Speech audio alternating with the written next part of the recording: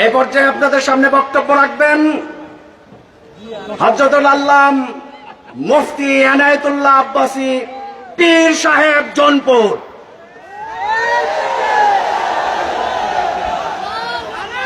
আলহামদুলিল্লাহি রাব্বিল আলামিন والصلاة والسلام على محمد صلى الله عليه وسلم نبي الأنبياء والمرسلين الذي أكمل الله به قصر النبوة أي ختم الله به النبوة وحكم لا نبي بعده وأعلن في القرآن بالبرهان أن محمدا صلى الله عليه وسلم خاتم النبيين والمرسلين قبل 1500 سنة أما بعد সম্মানিত সভাপতি, ছাত্র জনতা, তৌহিদি জনতা, আপনাদের সকলকে ধন্যবাদ।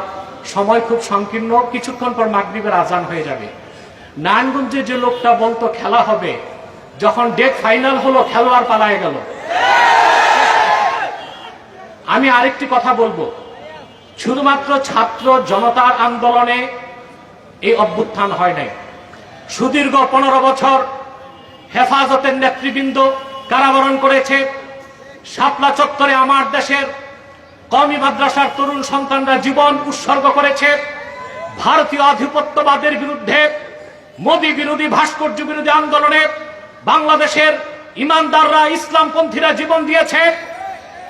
সেই ক্ষোভ বিস্ফোরণের আকারে বহিঃপ্রকাশ ঘটেছে ছাত্র আন্দোলনের মাধ্যমে। অতএব আমি হেফাজত নেতৃবৃন্দ সহ সারা দেশের আলেমদেরকে বলবো, ভারতীয় আধিপত্যবাদ থেকে বাংলাদেশ মুক্ত হয়েছে।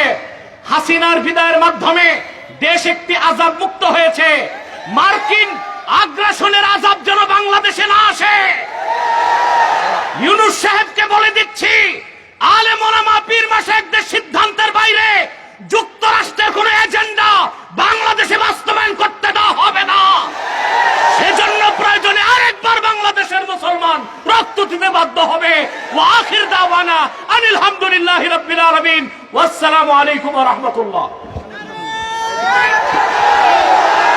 এই পর্যায়ে বক্তব্য রাখবেন আজকের এই শান্তি সমাবেশের প্রধান অতিথি।